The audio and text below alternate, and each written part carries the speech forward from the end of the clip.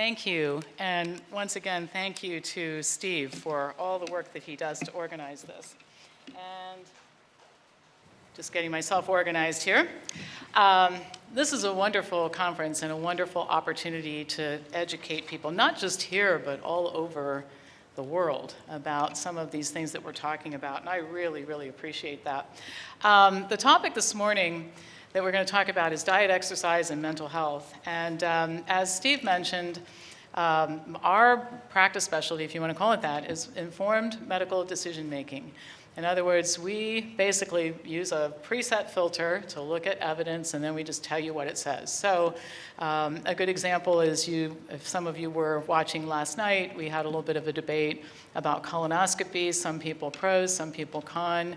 My job is just to tell you there isn't any evidence showing it reduces your risk of colon cancer. For one person to be saved, 1,250 people have to have a colonoscopy, and one person will be harmed or killed by the procedure. So if you help one and hurt or kill one, that's a wash. Now, you might still decide to have a colonoscopy, and that's your choice. And sometimes people will ask me, well, what would you do? And I tell them, you know what, it really doesn't matter what I would do because it's not my body.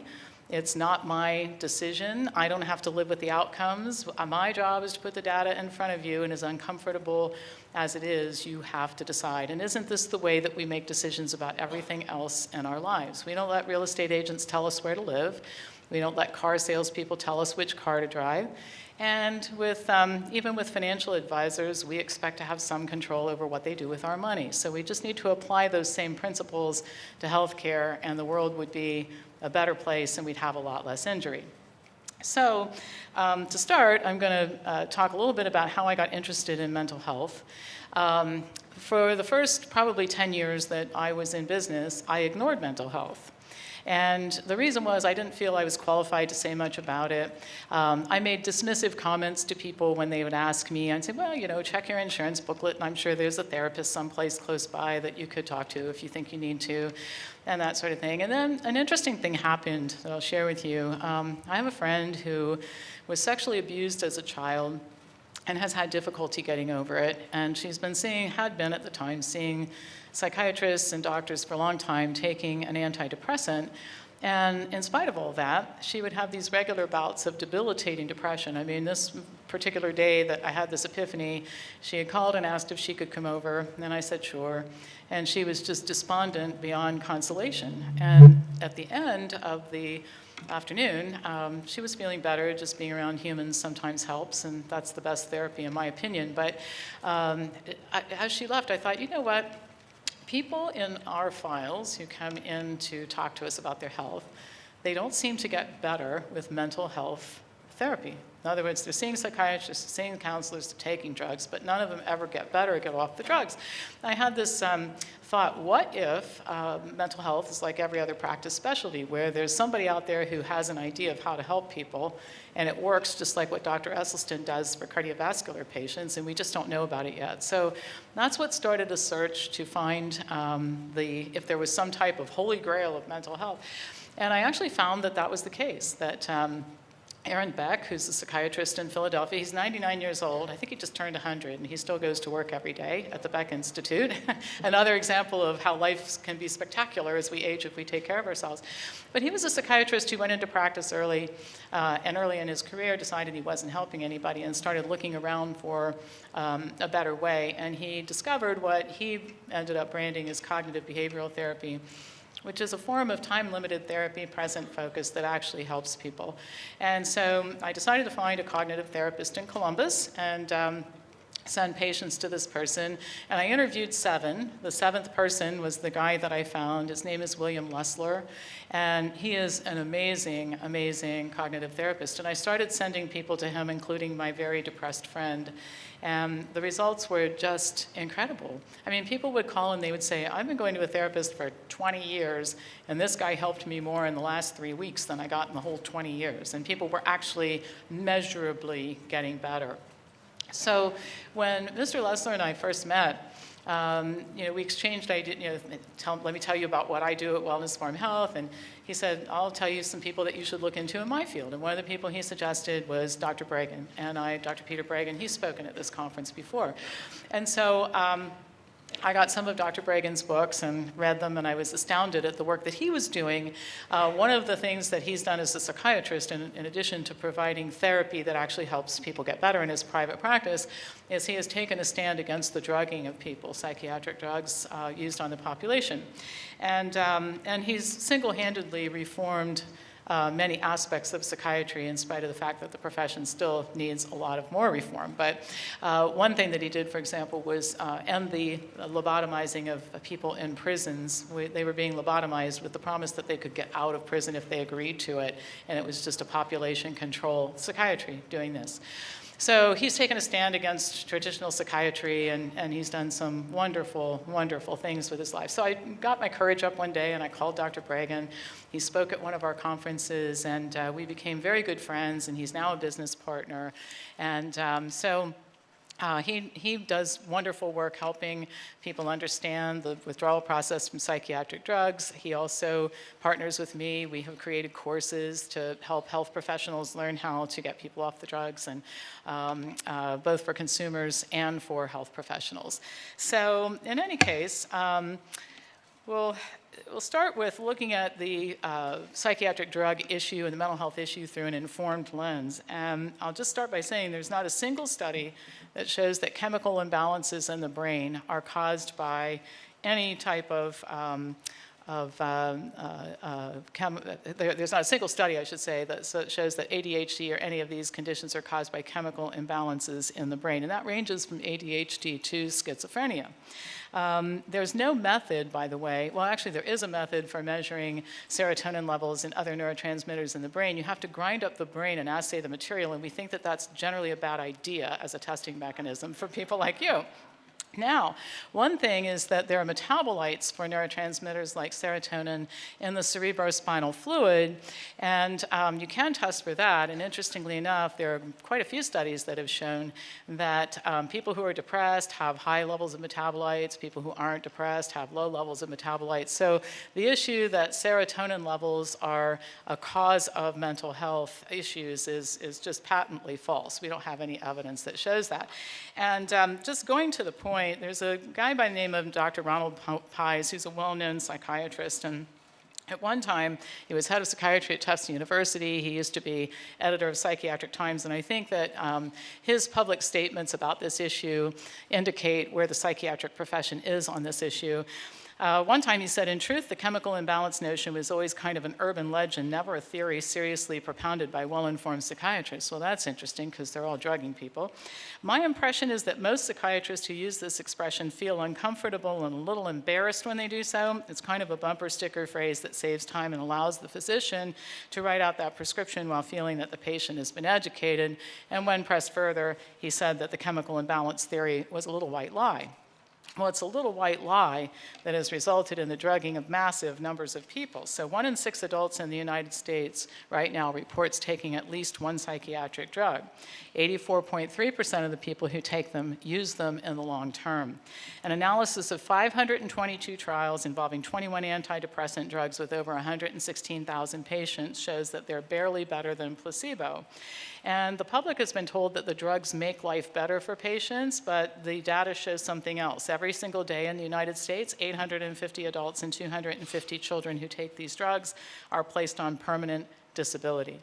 And the opiate epidemic, we know what a disaster that is, both from a public health standpoint, individual health and family health standpoint, and financial burden. It pales in comparison to this. It pales in comparison. So part of the problem is disease mongering, which I talk about often. The Diagnostic and Statistical Manual grows every year, and they keep inventing new diseases. So right now, caffeine withdrawal is a psychiatric condition. Hoarding disorder, PMS, social communication disorder. I think a lot of doctors suffer from that. They should self-medicate. Central sleep apnea, neurocognitive disorder, and restless leg syndrome. I'm wondering how you convert that into a psychiatric condition, but actually it's considered one. Now, what this means is that there's about a 50% chance that when you visit a doctor's office, you can be medicated for some type of psychiatric condition. Now, part of the problem is that doctors in all medical specialties are now prescribing the drugs. In fact, there's a great book called Artificial Happiness by Ronald Dworkin that I highly recommend. And he talks about how people in the United States have been taught to think that everybody should be happy all the time. It's a right and privilege of living here. And I don't know about you guys, but I've not been happy for 63 years in a row. Sometimes bad things happen, right? But there's a chapter in there about how doctors in family practice got kind of aggravated sending patients to specialists to make a lot more money than they did. And family practice docs did an all-out campaign to maintain control over the prescribing of antidepressants to their patients. And so what happens is, the shorter and shorter visit is the order of the day, so people go into a doctor's office and the doctor says, how are you doing? Well, think about malnourished, overweight, sedentary, dehydrated people going into a doctor's office. They usually don't say, I feel marvelous, right? So they say things like, I don't know, I'm kind of tired, I sleep a lot. In the wintertime, I feel a little bit blue, I don't go anywhere. And this sounds remarkably like depression, and this often results in a diagnosis and an antidepressant is prescribed. In fact, Dworkin, in his book, mentions a study in which people were sent into a GP's office and basically told to say, in response to how are you, I'm having a tough time. I've lost my job, finances are tight, and I'm getting divorced. And half the time, without any further discussion, people were given a drug. Pretty scary. So right now, every time somebody has a negative thought or emotion or behavior, it's now considered pathology that requires treatment. And the standard of care treatment is drugs. And this ignores the fact that there's a relationship between diet and lifestyle habits and mental and psychological health. The problem is the drugs are easy to prescribe and not very easy to de-prescribe. So, there we go. Drug withdrawal is very difficult, and the reason is that there's nothing the matter with your brain when you start taking these drugs, but they do alter your brain when you take them for a while. And withdrawal often means that people have extremely distressing symptoms, sometimes dangerous. The brain can be very slow to recover, and the compensatory effects don't go away very quickly. Judgment and self-control can be quite impaired. Severe depression, mania, psychosis, violence, and suicide can be a result. And the original problems that led the person to take the drug in the first place resurface, and sometimes resurface considerably stronger than before they were drugged. It's interesting, prescribers often don't know how dangerous the drugs are, and they don't understand why the patient would want to withdraw. And the biggest reason why I've experienced people wanting to withdraw is because the drugs don't make them happy, they make them numb. And there's a difference between blunting negative emotions and living a spectacular life. Nobody ever lives a spectacular life by blunting the emotions that they're having that are unpleasant. And one thing that I tell people all the time is to watch that movie, Oh God. How many of you people saw it? Anybody see that with George Burns? And one of the most poignant moments in the film is when the little girl asks George Burns, playing God, why, if you're God, do bad things happen? And he says to her, his answer is, it's interesting. I didn't know what else to do because I couldn't create an up without a down and a front without a back and a high without a low.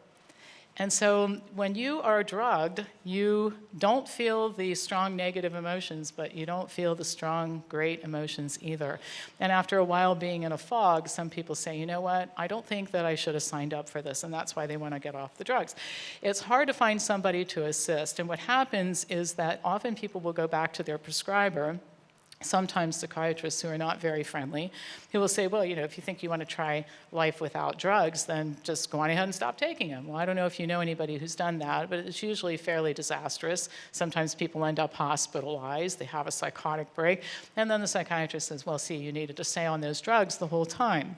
And so what we tell people to do is this has to be, it's like building a house. You need a blueprint, right? Nobody just starts stacking wood and bricks and that sort of thing when they're building a house. So if you're going to do this and do this successfully, then you need to have a plan, you need a team, and you need a prescriber to work with you, and you need to have a very gradual approach to doing this. And in addition to that, you've got to start building a strong, healthy body to help you withstand the difficulty associated with the physical symptoms of withdrawal from the drugs.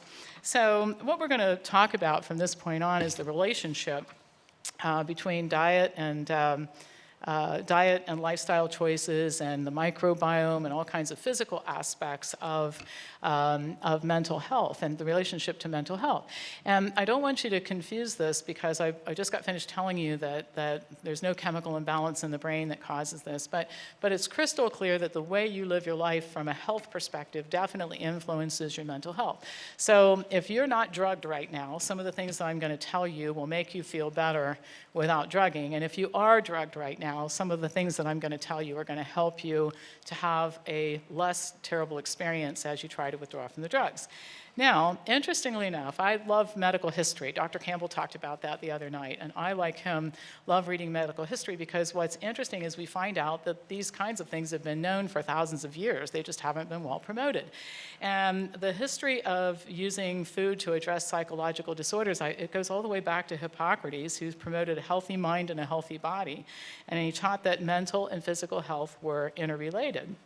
And indeed, if you look around the world, the rates of depression, anxiety, and psychosis is quite different in countries where people eat more of a plant-based, health-promoting diet than in westernized countries like the United States. Now, the only reason, it's not just the food. That's just one aspect of it. But when I started looking into this, what I was hoping was that I would find a little bit of information to support what I observed in our office, which is that people who were depressed and anxious often got better when they started eating well and exercising. I thought, gosh, I hope there's just a couple studies I can find out there. And instead, what I found was hundreds and hundreds and hundreds of them, and I'm just going to share a few of them with you here.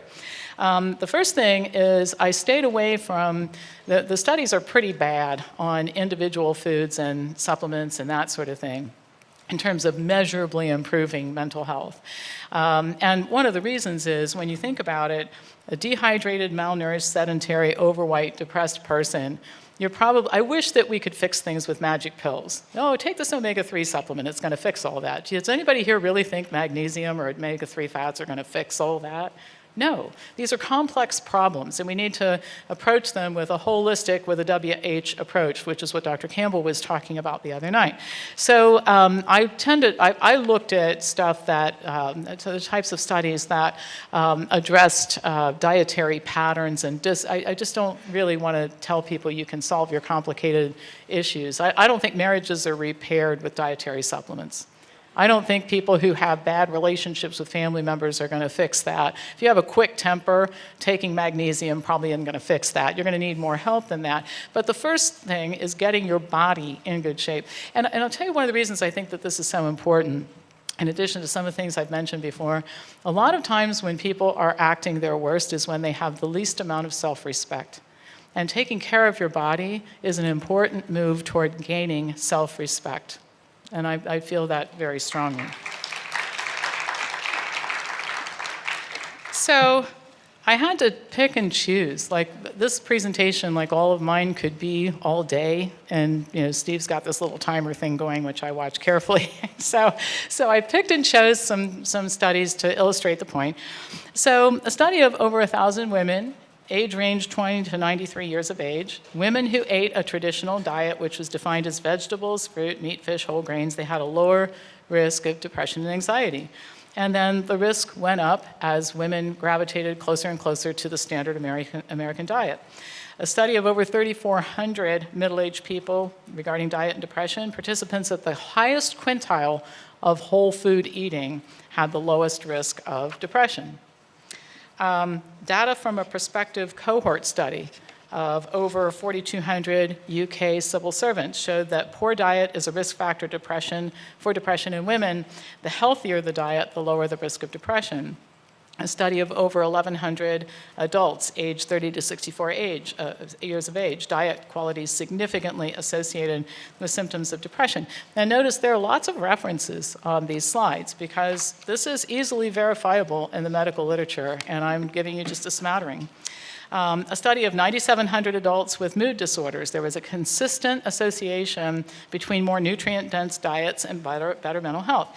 And this is a quote from the study. This detailed analysis in a clinically diagnosed sample was consistent with prior epidemiologic surveys revealing an association between higher levels of nutrient intakes and better mental health.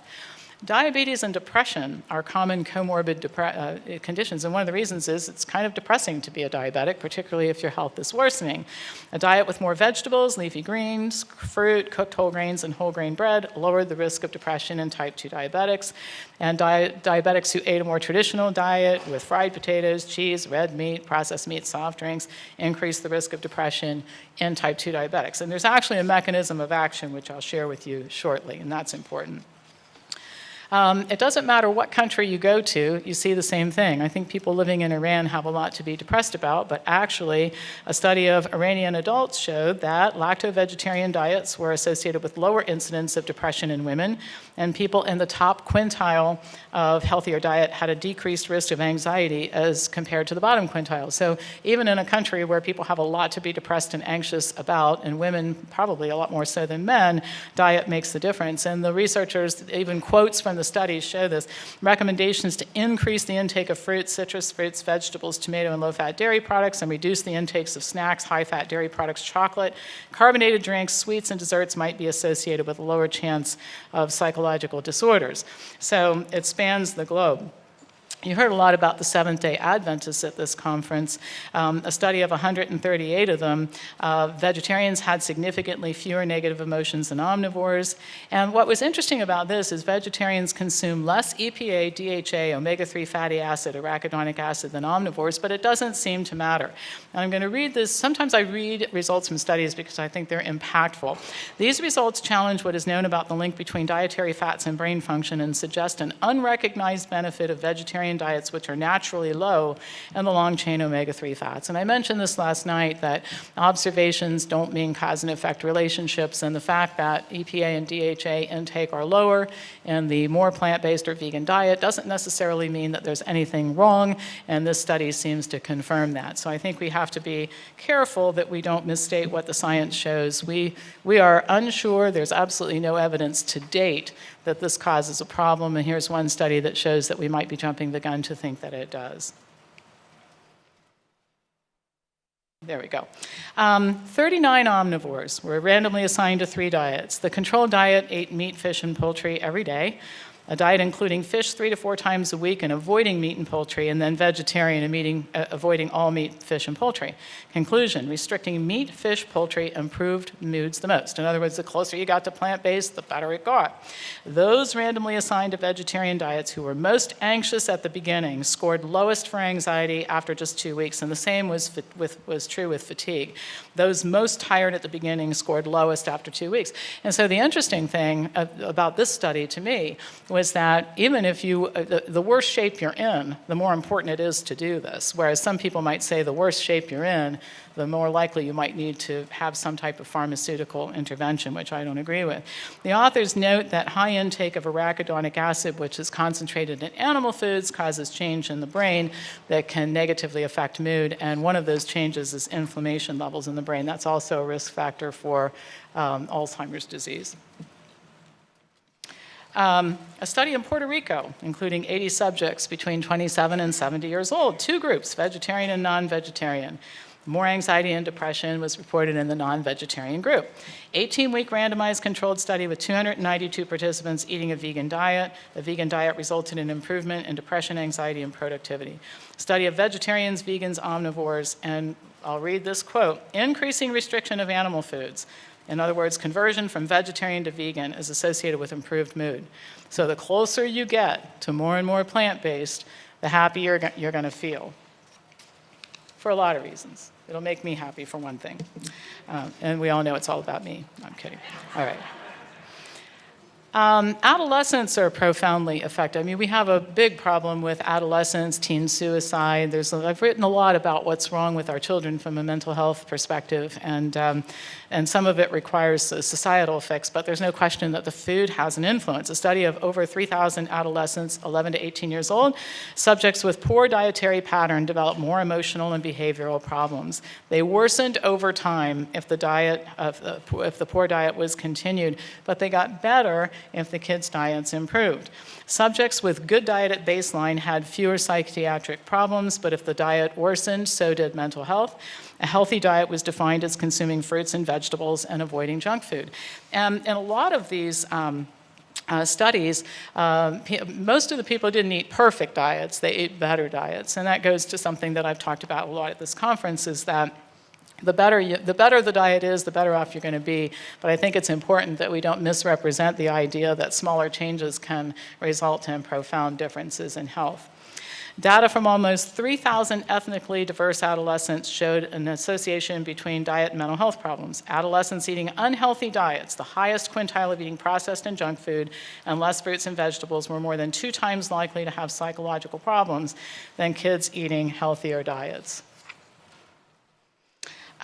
Case control study of 849 teenage girls. Consumption of ramen noodles, hamburger, pizza, fried food, and other processed foods increased risk of depression. Green vegetables, fruit, higher intake of fiber, decreased risk of depression. A random sample of over 5,000 Chinese adolescents looking at 3 dietary patterns: lots of snack foods, animal foods, and traditional. And places like China are great places to do these studies because you have the whole spectrum of diets ranging from just like the United States to very traditional. Higher intake of snacks and animal foods, higher risk and incidence of negative psychological symptoms. And adolescents in the highest quintile for the traditional diet had the lower risk of depression. Cross-sectional study of over 4,200 adolescents in New Zealand eating a healthier diet associated with better emotional health.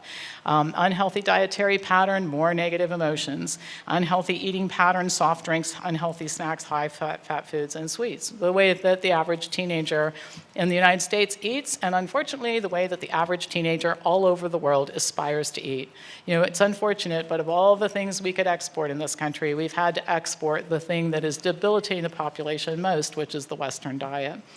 A prospective cohort study of over 20,000 women and their children. Higher intake of unhealthy foods during pregnancy was predictive of behavioral and emotional problems in kids. And women who eat a terrible diet postnatally, higher risk of behavioral and emotional problems in children. So it starts basically preconception and during pregnancy.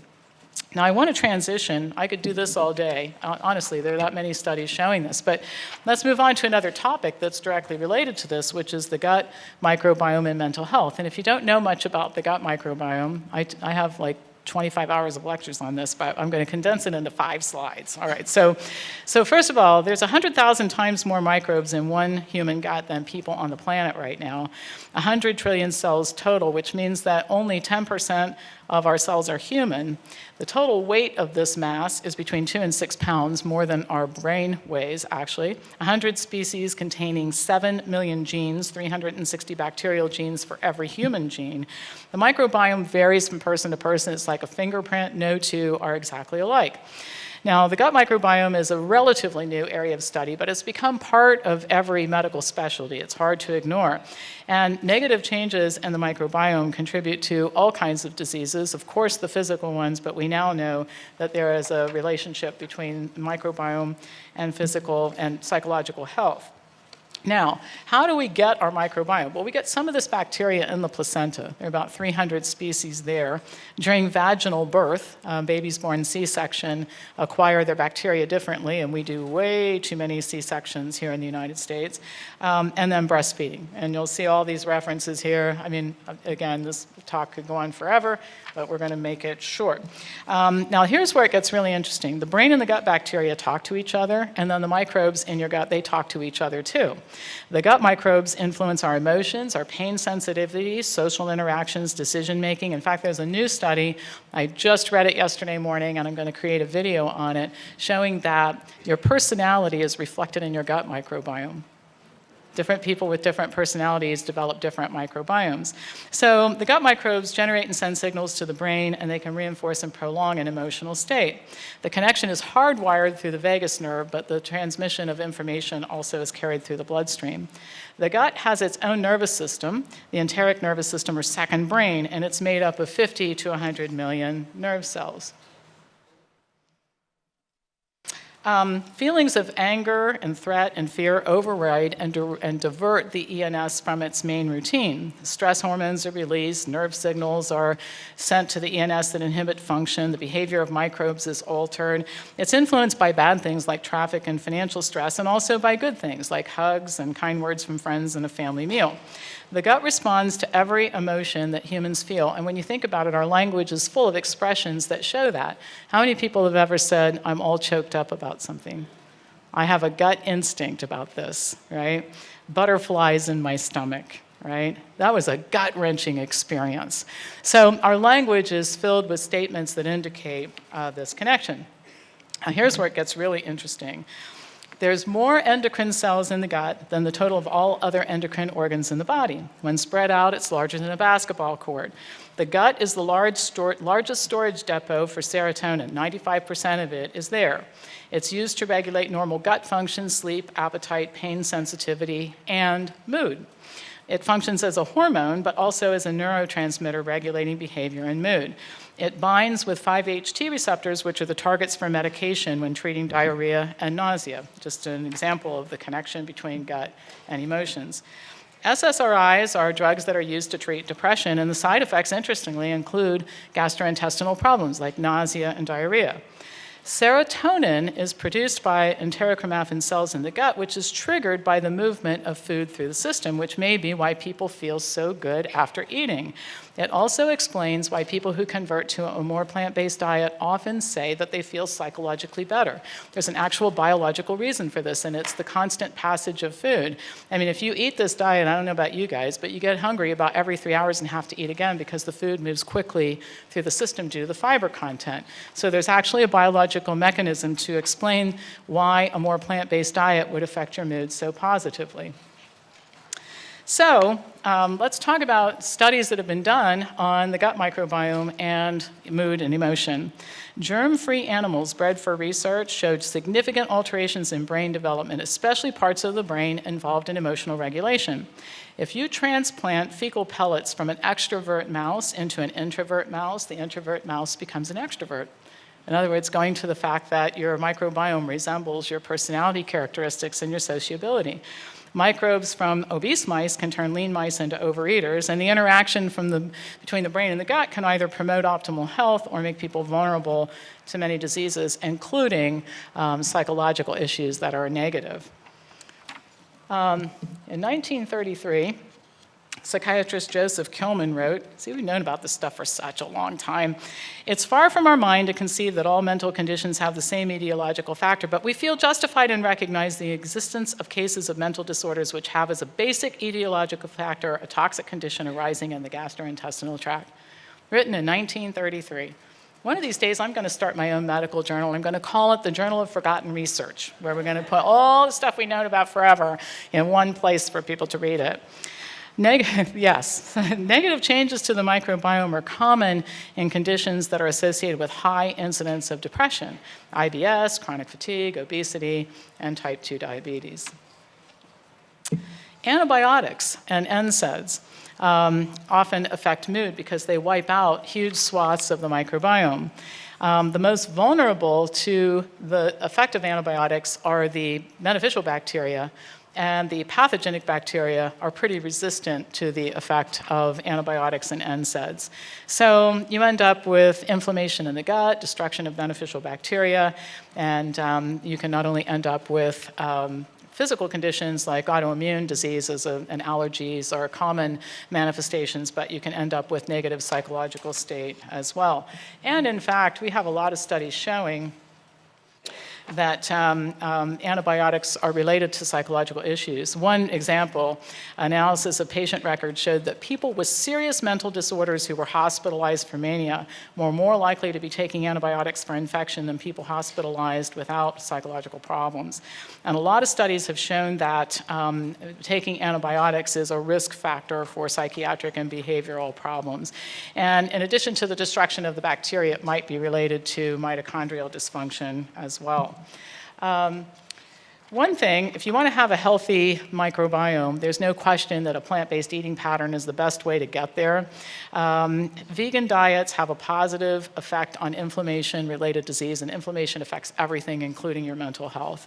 I'll just read this, just a piece of this is a quote from the study. The vegan gut profile appears to be unique in several characteristics, including a reduced abundance of pathobionts and a greater abundance of protective species. So again, the closer you get to that plant-based eating pattern, the healthier your body's going to be, the healthier your emotional state, and the healthier your bacteria in your gut, which has a huge influence on your emotional state. So if you've wiped it all out, in addition to changing your diet, you may need to take probiotics. And there's some very provocative studies about this. In experiments on mice, probiotics lower anxiety levels.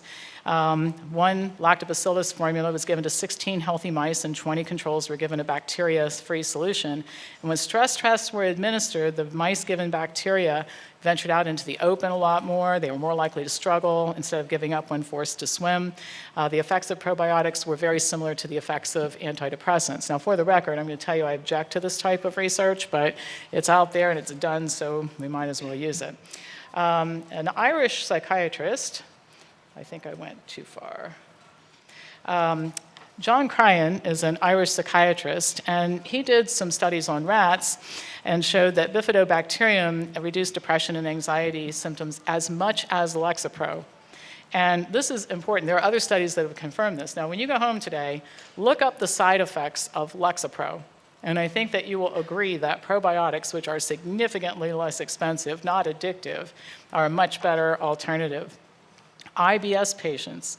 Twice as many patients taking a probiotic reported improvements in depressive symptoms as controls taking a placebo. And a double-blind placebo-controlled study, 30-day supplementation with lactobacillus and bifidobacteria lowered psychological distress and depression, decreased anger and hostility. Low-grade inflammation is associated with psychological disorders and actually most physical disorders as well. Probiotics lower inflammation levels. Oxidative stress has been known to be a cause of depression and an effect of depression. Even skin biopsies of depressed people show higher levels of oxidative stress, and taking probiotics has been shown to lower oxidative stress.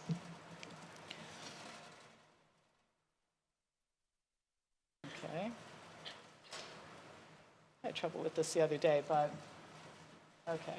I think a review of 10 studies concluded that daily probiotic supplementation can improve mood, anxiety, and cognitive symptoms in people with major depression. The most significant effect was on anxiety.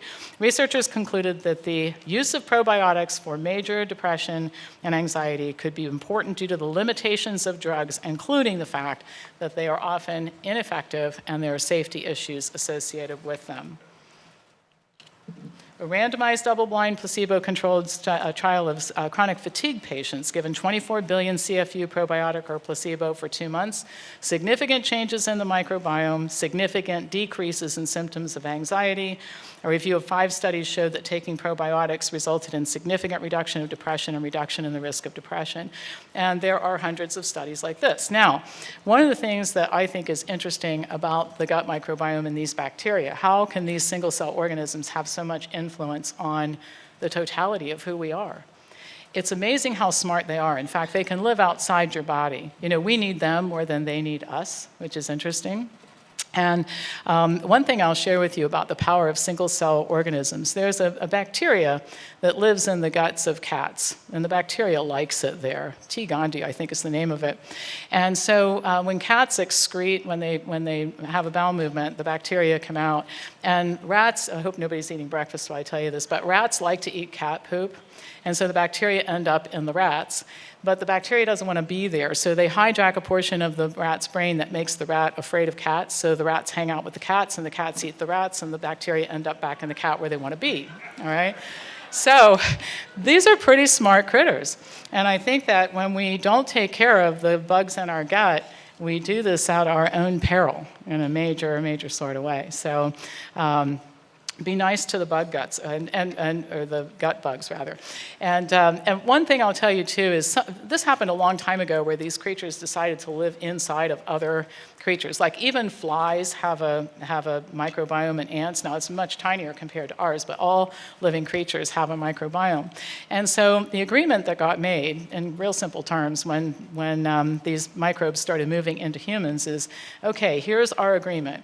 You get to live inside of me. You get to see the world on me, and I'll take care of the food. And then in return, you're going to make it easier for me to stay in a stable mood state. You're going to help control my immune system, help me absorb nutrients from foods, and all these kinds of things. But here's the problem, folks. We have violated that contract big time. And so we have to go back to feeding the gut microbes what they like, and the good microbes like carbohydrate and fiber. And also using probiotics to replace the microbes because they're not part of our body. So if I scratch my arm, I can fix it because my body can heal itself. But if I destroy my microbiome, I can't necessarily fix that. It's like if I own an apartment building and the tenants move out, I have to go find new humans to live in the apartment, right? So that's why probiotics can be very, very helpful in terms of replacing damaged or non-existent beneficial bacteria. Okay, so I never miss an opportunity to talk about exercise because everybody needs to do more of it, and so any additional motivation that I can give you to do it, I'm going to do that. So research shows that inactivity is associated with the development of psychological disorders. Increased physical activity is associated with lower risk.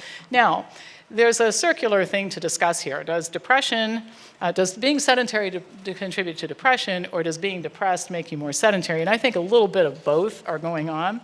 But to break that cycle, you have to start exercising for a whole lot of reasons, not just this. So I'll show you some studies. Now, this one was interesting for a dose-dependent reason. So 561 volunteers at a university chose to exercise or not, and then how much exercise to engage in. And the active groups had lower depression scores, but what was interesting is that the more they exercised, the lower the depression scores got. So a dose-dependent effect is always something that we look at as a way to strengthen an association between two things. And what was interesting in this study, too, is there was a wide spectrum of types of people in this study. And so active, normal, and depressed students got better. So some people aren't depressed and they don't have anger issues and that sort of thing, but they can still get better. They can feel better if they exercise. 30 community-dwelling, moderately depressed adults randomly assigned to exercise, social support, or a wait list control. The exercise intervention, it was nothing huge. They were just walking 20 to 40 minutes 3 times a week for 6 weeks, and exercise was the most effective at relieving depression. Participants were randomized in another study to exercise on a cycle for 30 minutes 4 times a week, or control group, and compared to the controls, those who did the exercise were significantly better off. And what was interesting is 3 months later, they were still better off. Now, that doesn't mean that you can exercise for a few weeks and stop, just to be clear about that, right? You have to keep doing it. And that's where the problem is, right? Keeping doing it. But if you can make it a habit, it helps with an awful lot of things. I'm going to make this go back. Just 30 minutes of treadmill walking for 10 days resulted in a statistically significant reduction in depression. And what's important about this is people who are depressed or anxious, they want to feel better not by Christmas. They want to feel better by the end of the month. And you can get some very quick results with exercise. In fact, the drugs are so ineffective, and I don't know if you've seen the ads on TV, like if your current antidepressant isn't working, add Abilify, right? So a lot of the drugs, even though the promise is that they can make you feel better instantaneously, it actually doesn't work out that way in practice all the time. So you're actually better off exercising your depression away and your anxiety than using the drugs. Depressed adults who engaged in 12 weeks of training versus controls, the training groups had larger drops in depression and anxiety than the controls, and a year later, that was maintained. And I'm sure some of it was because some of those people continued to exercise. And again, you can't like store exercise so that you don't have to do it. Resistance training reduces the symptoms of depression. A study comparing running and weightlifting versus control, both types of exercise were terrific. The controls got slightly worse, while those exercising got better. Running is as effective as psychotherapy in relieving depression. And we have a biological mechanism for that, which I'll share with you in just a minute here. 156 depressed adults randomly assigned to exercise, medication, or both for 16 weeks.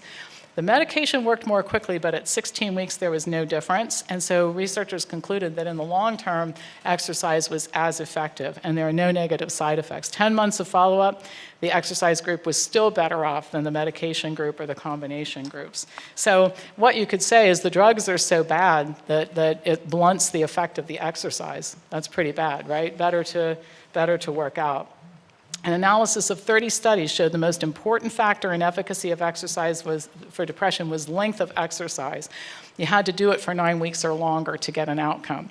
So sometimes people will ask me, because we own an athletic facility in our building and we have a hot yoga studio, and they'll say, okay, you've talked me into it, I'm going to start working out, am I going to like it? And I tell them, no, you're not going to like it. It's going to be awful in the beginning. It hurts and everything's uncomfortable. They'll say, well, I'm going to come to those hot yoga classes. Am I going to like it? I go, no, you're going to hate it. It's hot. You're going to sweat. You're going to have to sit down a lot. I mean, just be honest with people. But if you can get them past that initial period of time where everything's uncomfortable and the muscles hurt, it really starts to get easier and people look forward to it. And so you just have to stick with it. And it's equally effective for men and women, all ages, and for people who are severely depressed. So obviously the challenge if you're severely depressed is to get you to exercise. But once you cross that threshold, things start to get better. Exercise is proven effective also for anxiety and panic disorder. A study of 24 people with severe anxiety randomly assigned to aerobic exercise or no exercise control, and a lot less anxiety after exercise. And that's not surprising. I mean, I'm a runner, and I don't know about you guys, and how many people in the audience are runners? Like runners, okay. How many of you, if things are really stressful, like you've had just a god-awful day, or you find yourself with an hour in the middle of a god-awful day, find that if you just go out for a quick run, even if it's 2 miles, you feel better? Yeah. And I'll do that. Fortunately, I work for myself, and I have that kind of freedom, and I have all the stuff right in my building if I want to do it. But I found that the best thing to do to get my mood set for whatever I'm going to do in the evening, teaching or whatever, just go out for a quick run. Resets you right away, right? A review of 31 articles showed that regular aerobic exercise improved anxiety and panic disorder, and lots of studies showing that it reduces levels of neuroticism, anxiety, and depression. And I think the problem is it's just hard for people to believe that something so simple and free, good running shoes is all you need to get out the door and go for walks or runs, could actually be so effective. Now, this was very interesting. 128 men hospitalized with major depressive disorder, anxiety disorder, alcohol addiction, toxicomania, psychotic decompensation, and bipolar disorder. Those who participated in physical exercise showed significant improvement in mental health. Patients with major depression showed the most interest in exercise and spent more time at it, and the best results were from cycling and hard gym workouts. Now, if you can take a group of people who are in this psychological state, and they're willing to exercise, the ones in the worst shape were the ones who said, I'll do it, probably looking for relief in any way they could find it. And I mean, this is really, if you could put exercise in a pill, we'd all be billionaires if we owned an interest in the drug company that made it, right? Unfortunately, you can't do that. You actually have to do the exercise. Let's talk about exercise and addiction, which is closely related to mental health. Just 10 minutes of moderate intensity cycling reduced alcohol cravings in adults who had recently completed a treatment program. I subscribe to Runner's World, because I'm a runner, but I love the inspirational stories, a lot of which are about people who had addiction problems who helped to resolve their addiction problem from running. The review showed that exercise can be helpful at all stages of addiction, regardless of which substance the person has become habituated to. It can serve as an alternative to drugs and a means to prevent relapse. And I remember somebody saying one time, well, I think some of those people you're helping have just become addicted to exercise instead of drugs. And I'm saying that's a bad thing, right? Okay. If you're switching addictions to exercise instead of drugs, I'm all for that form of addiction. I think it's great. Okay, so what is the mechanism? Well, exercise helps repair some of the damage to the brain that can result from taking psychiatric drugs or abusing opiates or street drugs. Brain-derived neurotrophic factor, BDNF, assists in brain cell communication and cognition and increases the production of GABA, a neurotransmitter that assists humans in achieving calmness and reduces anxiety.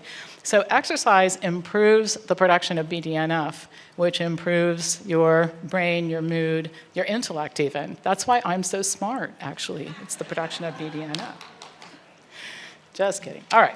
Children with ADHD randomized to participate in a 10-week exercise program or control for 10 weeks. The kids in the exercise group did better. Is anybody surprised about this? I mean, our kids need to run around and play. And one of the things I'm completely opposed to is this structured preschool where we're sitting down and learning. At 3 years old, my sister and I were running around the backyard and getting dirty every day, not sitting in a class trying to learn something. So I think part of the problem is kids don't get enough exercise, and we need to promote more of it at an earlier age. A meta-analysis of studies looking at exercise and ADHD. Aerobic exercise was particularly helpful and resulted in improvements in executive function, attention, behavior, cognitive, and socio-emotional factors. A review of exercise and ADHD showed symptoms of ADHD improved with all types of exercise interventions, and it affected social behavior, motor skills, strength, and neuropsychological measures. And no negative side effects are reported. You take a look at these drugs, the side effects are heinous. Eating plants and exercise, there are no negative side effects other than the adjustment period to get used to it. And I do own a yoga studio, full disclosure here. Yoga is great for mental health. I can testify to it. One of the reasons I am not in the asylum is a yoga studio is in my building, and I go several times a week to yoga in addition to teaching yoga. And you'd be surprised how many of our students say that, even to the point that sometimes it'll be a crazy day in our office, and I'll say, I don't know if I should go to yoga or not. Everything's so busy. And you know what my staff says? No, you should go to yoga. Actually, you go, we're fine. And the reason why they say that is because they know that life for the next 12 hours will be a whole lot better if I go to yoga first. So, some studies show that yoga is as good as antidepressants and in fact has the same effect on the brain as antidepressants. It increases serotonin levels, lowers inflammation, reduces oxidative stress, clears your mind. Can't say enough good things about it. So, winding up here, because I want to leave some time for questions. That's my favorite part of all of this. So we offer a couple of things I'll just mention to you. We offer a course for practitioners to help people get off of psychiatric drugs, because it isn't just stop taking them or eat well, exercise, and then stop taking them. This has to be planned. Many of the people who seek our help are taking multiple drugs, which there's an order of withdrawal. So if you're going to help people with this, I think you need some specialized training. And this is Dr. Bragan's course, and it's a pretty amazing course for people who want to know how to help other people. And some people take it who aren't in the health business at all, but they just want to know how to help family and friends. And then we offer a consumer version of it, and we suggest that when people are assembling their team of people to help get off of psychiatric drugs, that they have all the team members participate as well. So just to conclude, mental health depends in part on physical health. I don't think that that's a radical concept, actually. Studies show that plant-based eating leads to a better psychological state, and actually can be a method of treatment, a piece of a treatment plan for improving psychological disorders. There's definitely a relationship between the microbiome and mental health. Probiotics should be part of mental health treatment. Exercise is as effective as drugs for many psychological conditions, and the best is an integrated approach where you use all of these strategies. In fact, I think that one of the things that has been very interesting for me in terms of the panel discussions that we've had at the conference is the number of times that looking at all aspects of how we live has come up as a strategy for improving health, because I think that diet is important, exercise is important, all these things are important, but when they're all brought together as pieces of a bigger whole, I think that that's the best result that we get from health interventions, and that's what we endeavor to do. So, thank you very much, and I would be happy to take questions from the audience for the time remaining.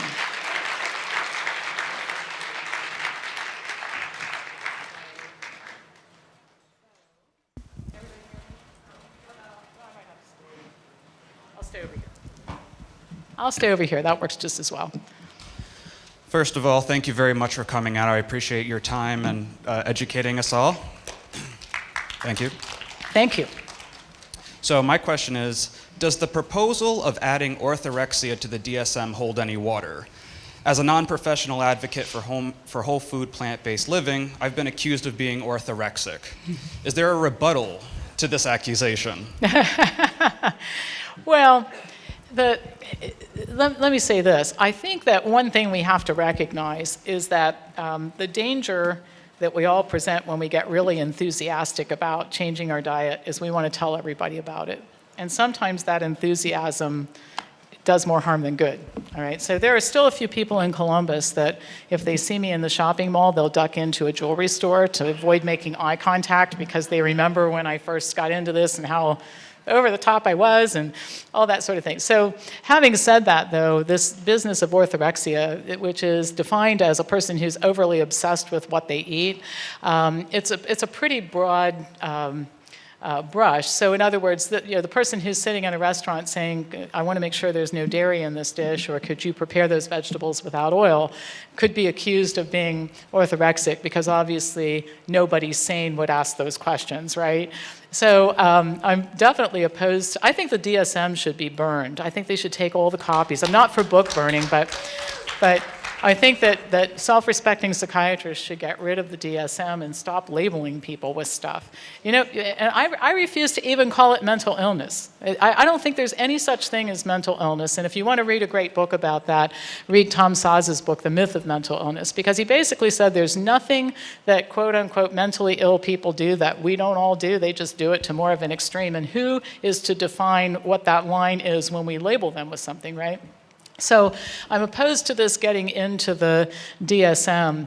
And as for people who accuse me of being too focused on health, you know, I remember one time having dinner with our family and people were making fun of my father and I, and he leaned over, he said, you know, you and I are the only people at this table who don't take meds.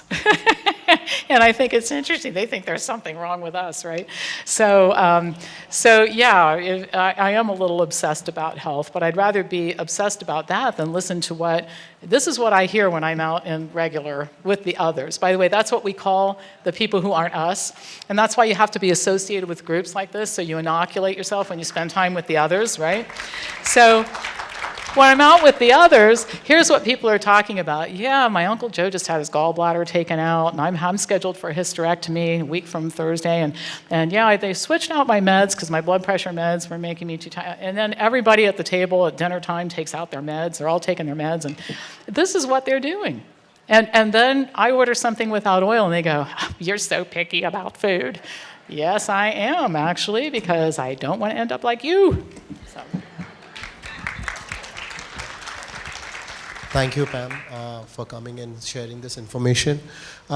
Two questions. One is that you spoke about exercise. Have you come across studies about meditation and mental health? And second question is, while I think most of us agree and you say that we should not be having meds because of all, etc. But in your speech, at least 3 or 4 times you mentioned that exercise is as good as meds. Mm-hmm. So are meds good? Yeah. Well, so first of all, the question about meditation, yes, there are some studies showing that meditation and mindfulness have a direct effect on health, and even a direct effect on habit change.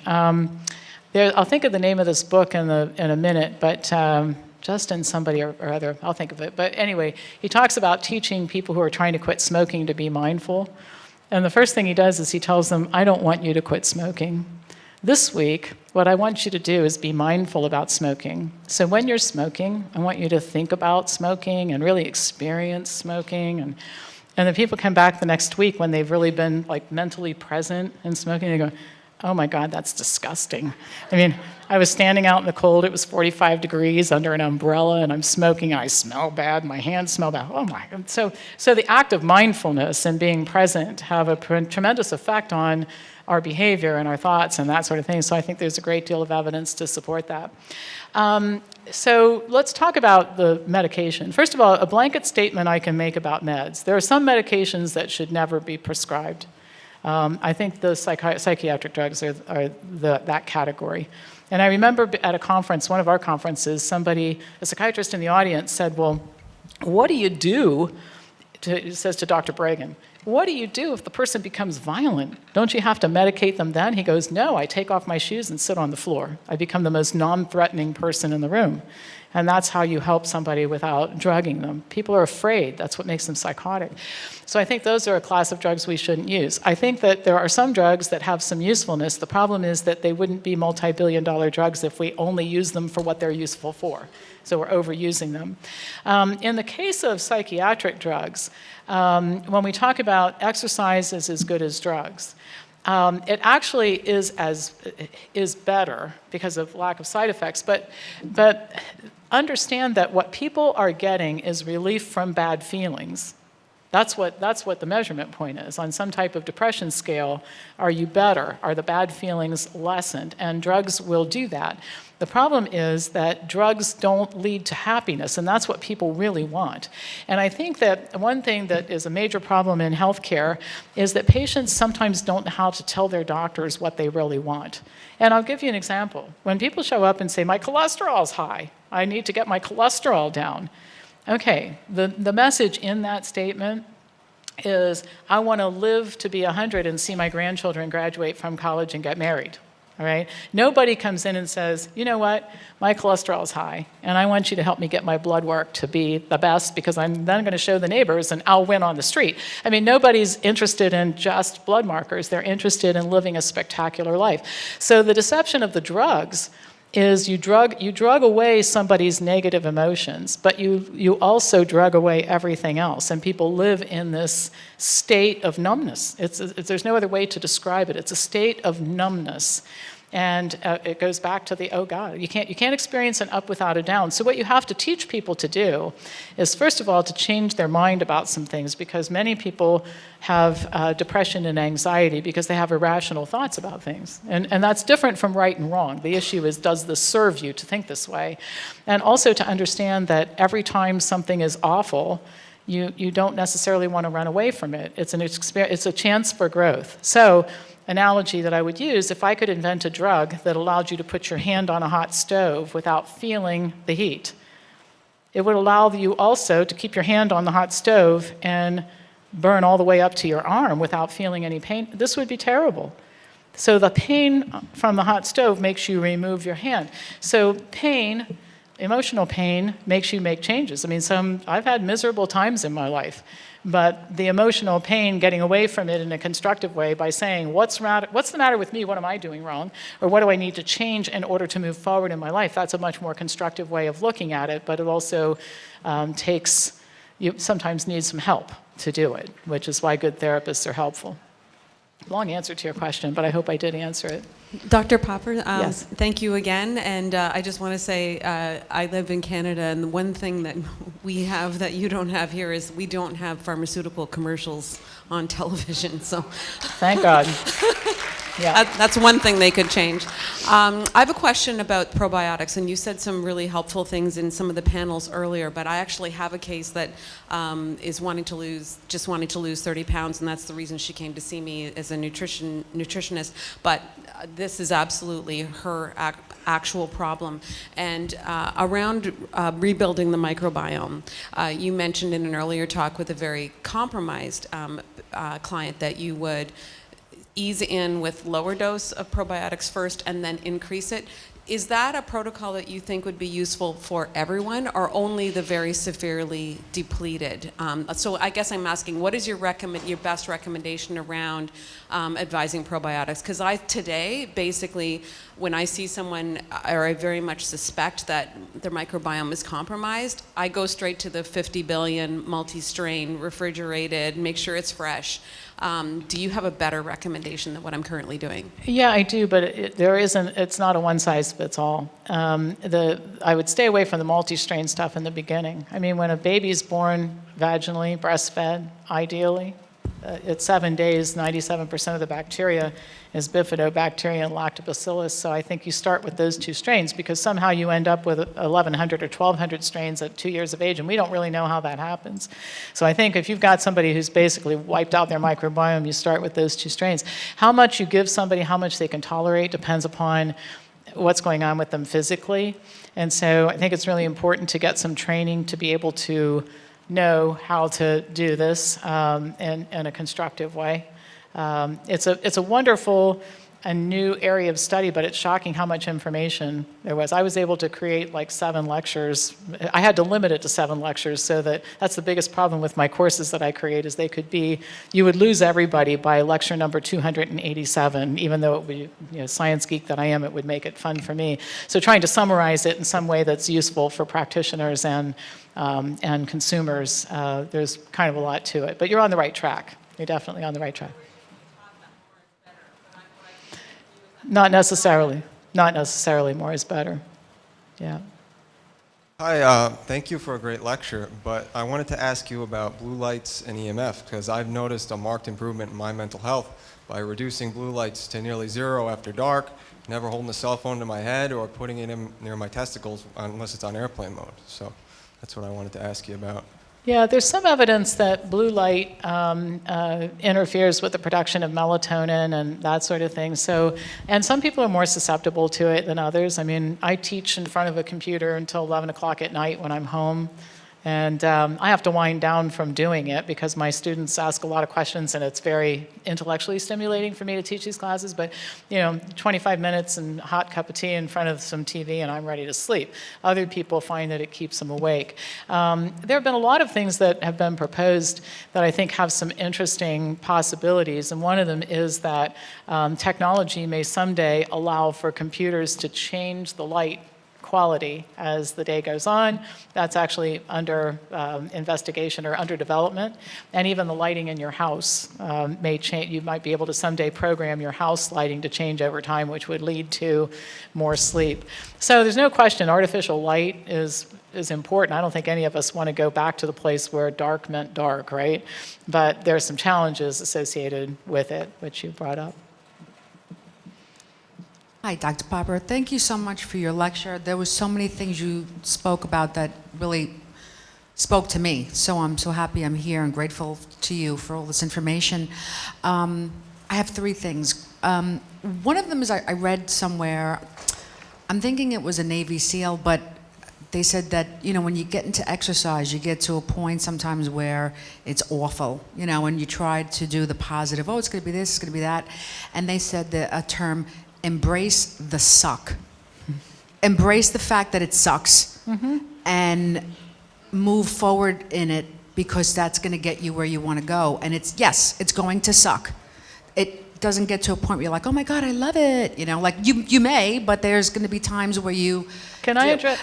Let me address that before you go on to the next one because I'll forget. Okay. All right. So when you're dealing with habit change, this goes to expectations. Doing anything requires hard work and sacrifice and determination and the willingness to stick with something long after the commitment, the honeymoon period of the commitment is over.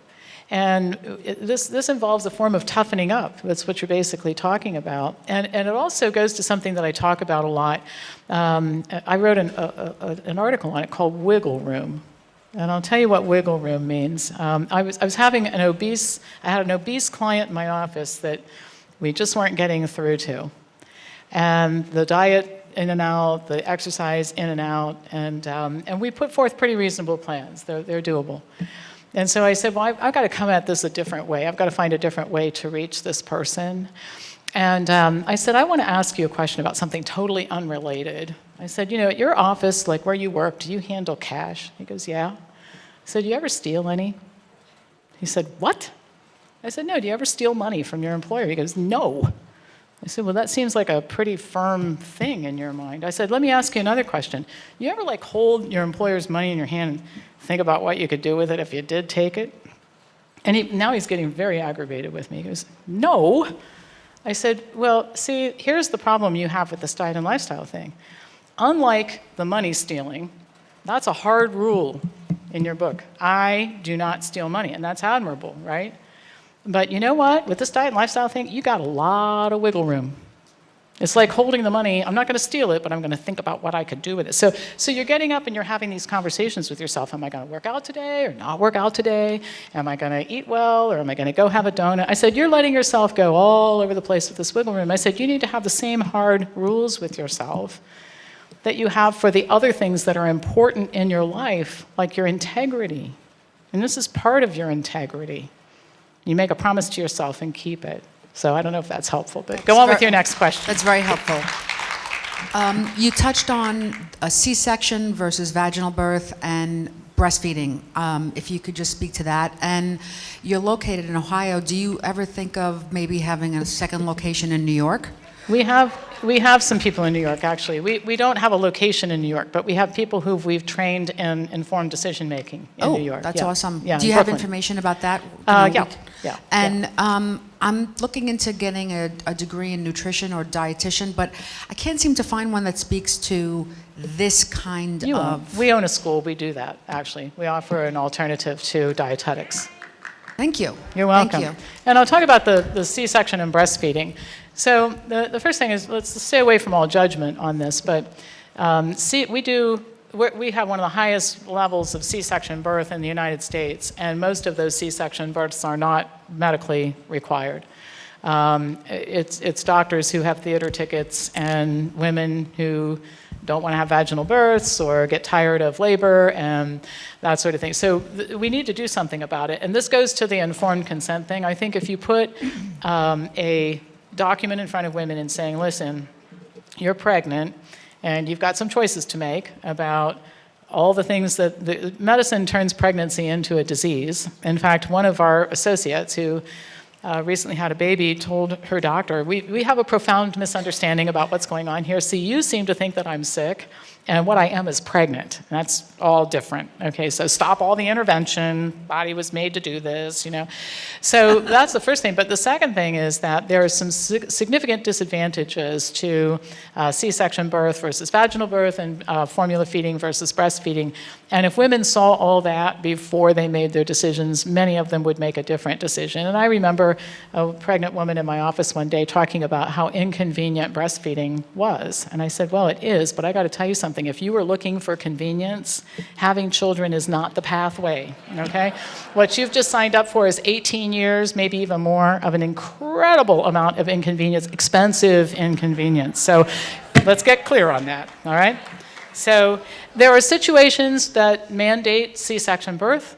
And by the way, the breast milk changes in response to a medically necessary C-section birth versus an elective C-section birth.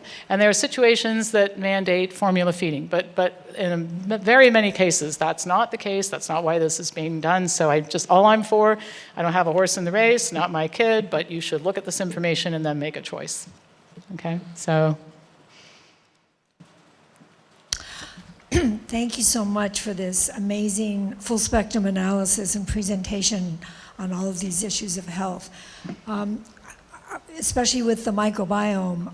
I'm working with Colin Campbell on the sequel, another sequel to Forks Over Knives. We'd like to weave this into the next story about that.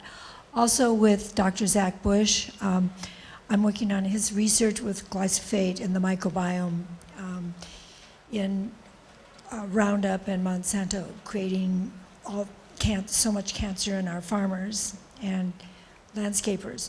So it affected the microbiome of the farmers as well as now the microbiome of the soil. And we've made a wonderful free film that I wanted to offer to you. It's called Farmer's Footprint, online for the whole world to use in creating your own new microbiome. So bless you for focusing on that, because it's the key to so much. Okay, thank you. All right. Next question.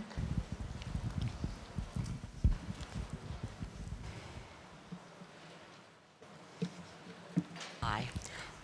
I just want you to know I think you're fabulous. Thank you. I've had the pleasure of being here for 10 days, and you are my favorite speaker. Oh, thank you. Thank you.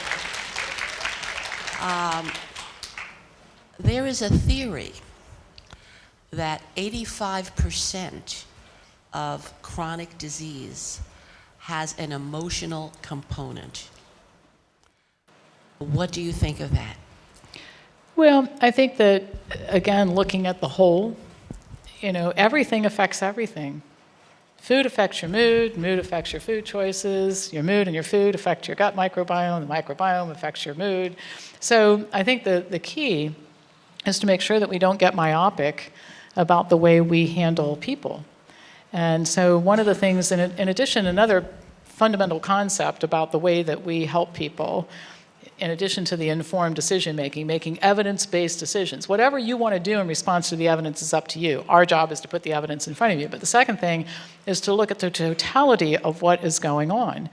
And so I think sometimes we get a little bit too geeked up about broccoli and rice, thinking it's going to fix everything. It fixes a lot of things, but it doesn't fix everything. And so it's an interesting thing that happened after Forks Over Knives is our business changed a little bit, and we started getting an influx of the sick vegans. And the sick vegans, some of them were eating too many veggie burgers and, fried foods, but potato chips, but a lot of them had ignored everything but the food.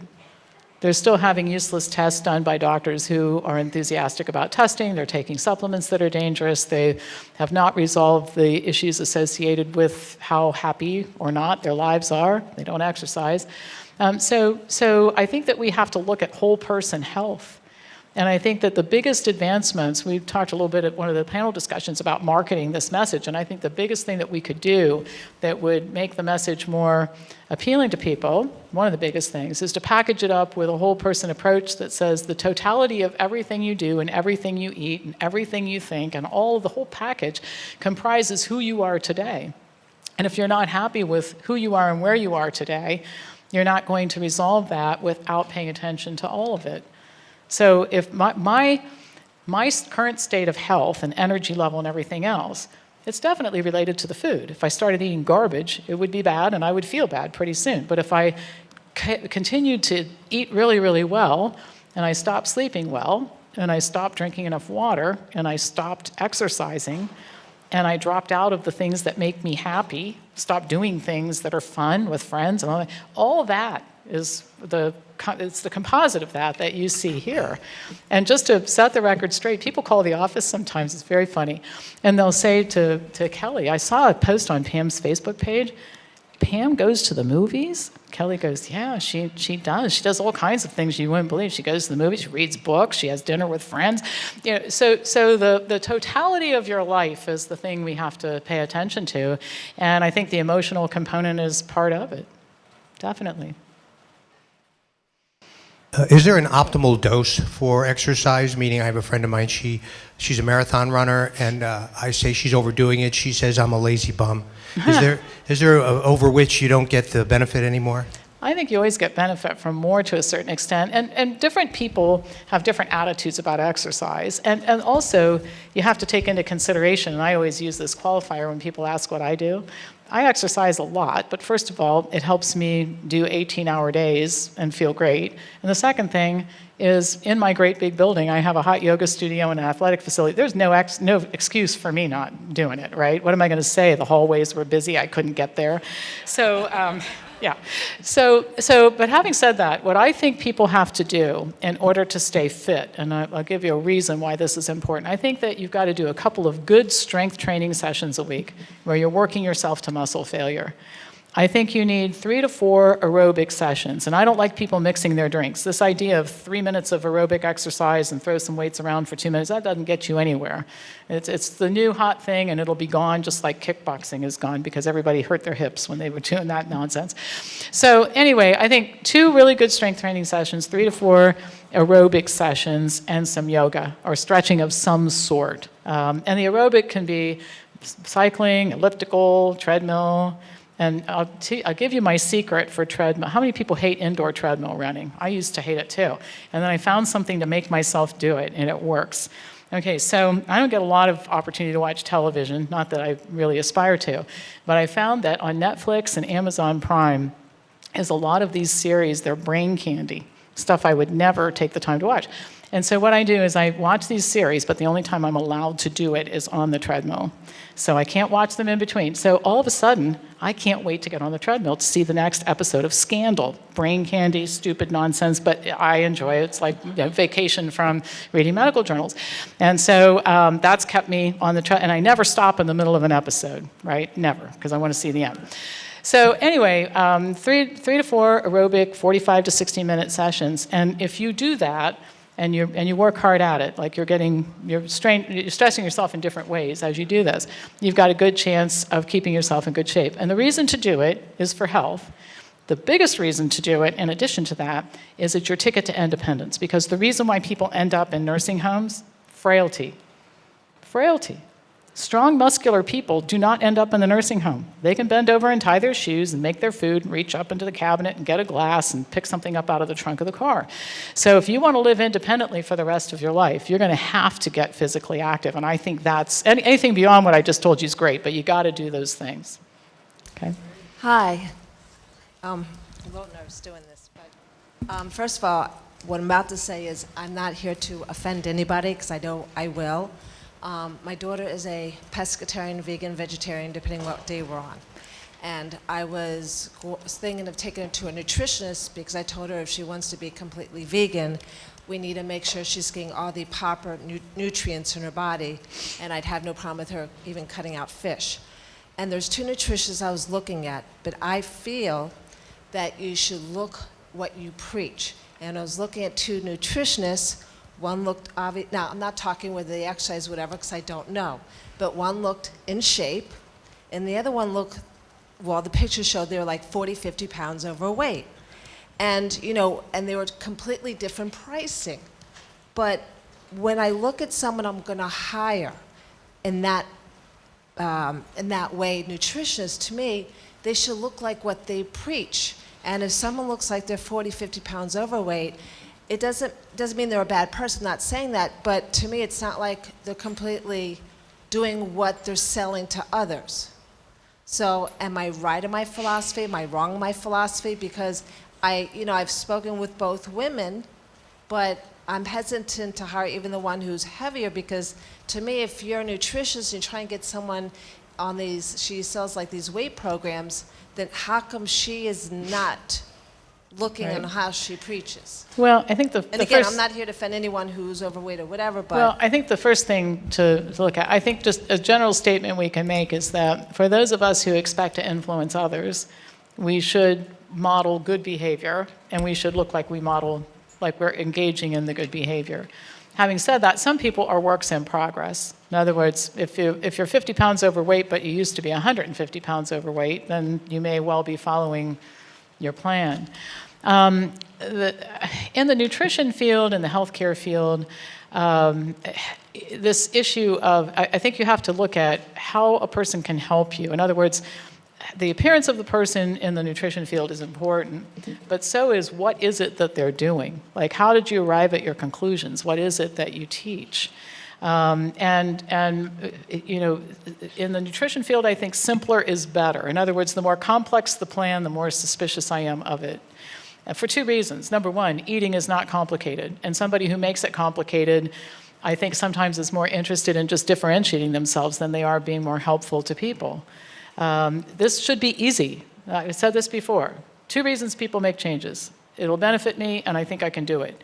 So if this person's promoting complicated plans and supplements and biometric testing and the whole thing, for crying out loud, eat plants, all right? Let's make a list of things you can eat.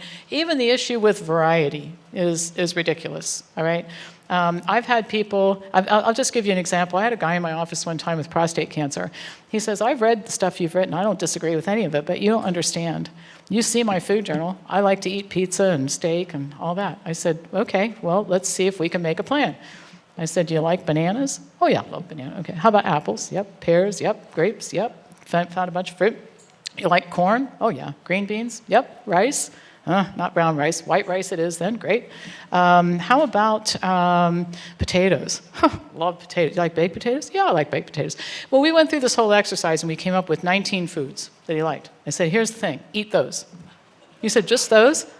He said, well, I thought you had to eat kale. I said, you don't have to eat anything. You don't have to eat anything. Eat those foods. Just eat those foods if that will get you on the path to better health. And we put together a menu plan, have my dietitian put together a menu plan for eating those foods.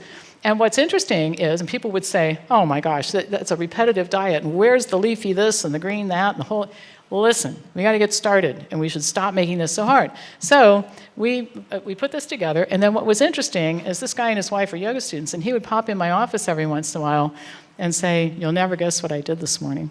What's that? He goes, I had a green smoothie. I said, really? He goes, yeah. He goes, you know, wasn't bad. I said, I know, some of this stuff's pretty good. So you get people down the path. So my whole thing is simplicity. We have got to get to the simplicity of this and stop thinking of ways to make it so hard. And so anybody who complicates it, out in my book. Right?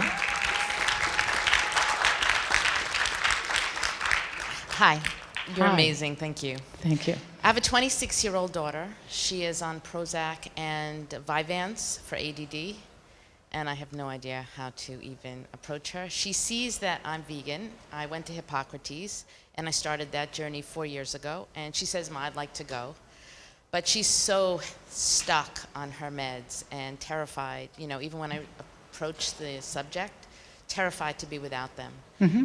She's not vegan at all, but she is on a healthier food plan today. She's cut out all sugars and white flours and stuff. We both belong to Overeaters Anonymous, which has helped me stay on this food plan. So what advice do you have on how to help her? Well, I think the first thing is, with everybody, we have to create a zone of safety. Okay? So it's not a whole lot different, actually, than the guy with prostate cancer who says, I'm afraid to eat a bunch of crap I don't like, I probably won't do it, right? So then let's not do that right now. So if somebody says, I'm terrified to be without my medication, what I would say to them is, don't be without your medication. Why don't we just start investigating things while you're on your medication? And if you decide, after learning a lot about this, that you want to stay on your meds, so be it. And if you decide that you want to do something different, I'll help you. But I think the key is, what people are afraid of is losing their autonomy. They're afraid that somebody's going to make them do something, and then it's not going to turn out so well. And usually when people get forced into doing something, even if it's a good something, it doesn't turn out so well. So I would just make it very, very safe for your daughter and say, we won't do anything until you're ready to do it, and maybe we won't do anything at all, but why don't you and I start looking into this and see what we find out? And at any time, if you decide you want to make a move, I'm going to help you with it. How about that? Okay. Thanks, Doctor, for sharing your expertise and for caring for us. Two things. I want to share an inspirational thought from Jack LaLanne, the guru of exercise. He said, I don't always like the thought of having to exercise. He says, but what makes me do it is the feeling afterwards. And the second thing is, has there been any clinical trials showing that 60 minutes of exercise is better than 30 minutes? Yeah, I think that the length of exercise has some importance in that in an aerobic, when you're doing aerobic exercise, for example, you have to spend a certain amount of time in your target heart zone to start burning fat and to really elevate your metabolism and get the benefit from exercise. And so, you know, the person training for the marathon, you don't have to go that far. Maybe you'll never run a marathon, but I tell people you should spend 45 to 60 minutes doing your aerobic exercise and a good 35 to 45 minute strength training session that stresses you. I mean, you have to keep working harder at it so that you keep getting better. Now, you might say, well, how much better can you get? Well, at my age, I'm 63, so I'm not necessarily thinking I'm going to become more athletic as much as I am working harder to stay put, because I don't want to go backwards, right? And it's harder. I used to get away with a whole lot more when I was 25 than I can now, you know, at the age of 63. Missing a week of workouts, which I hardly ever do, but when it happens for some uncontrollable reason, it hurts a lot more now than it did when I was 30. So work harder to stay put, to stay even when you're older. I think we have time for maybe one or two more. Yeah. Comment. Running doesn't feel good to me, but recently I learned power walking, and I find that works really well. Find something you like. That's the key. Question is, I know that exposure to mold is not good. But if you're exposed to mold and you do the lifestyle change, the whole food, plant-based, is that going to help with that issue? What I'm trying to say, because for 35 years I know pesticide exposure is not good, but often we talk about things, but we don't have a healthy lifestyle. So are we... Right. So in the interest of time, I'm going to answer your question. So the first thing is that human bodies are remarkably resilient and able to detoxify toxins. And we've actually been exposed to them for our entire time on the planet, and they used to be a whole lot more threatening, and we somehow survived as a species. So when people start talking about herbicides and pesticides and mold and those kinds of things, I think we have to be respectful and mindful of the fact that these are factors, they're growing factors, and we probably should do something sooner rather than later about them. Having said that, the conversion to a health-promoting diet is always a good idea, and I think it's important not to attribute symptoms that are easily attributable to diet and lifestyle choices to other things. So when people come to see me and they're diabetic, I've never seen somebody who became diabetic because of glyphosate exposure. They're eating fat, they're overweight, they're eating a terrible diet, and that's the thing that you change. Now, that's not to say that glyphosate exposure or mold exposure isn't important. It's to say that we're overblowing the influence of those things on chronic degenerative conditions, and I think we do that at the peril of not being taken seriously by people who read the science. So it's important to keep those things in mind, and we should be very proactive about them. The other thing that I'll say is in the case of mold, if the exposure is severe and prolonged, sometimes that would be a good reason to visit Dr. Goldhammer's facility at True North, because we've sent several people there who were exposed to contrast dyes, too high a level in MRIs, and other such situations who have been better as a result of water fasting. So that's something to consider if the exposure has been extreme. And with that, we only have a few seconds left, so I'll use that to say thank you once again to Steve for making this possible, and for all of you for being here this morning. Thank you so much.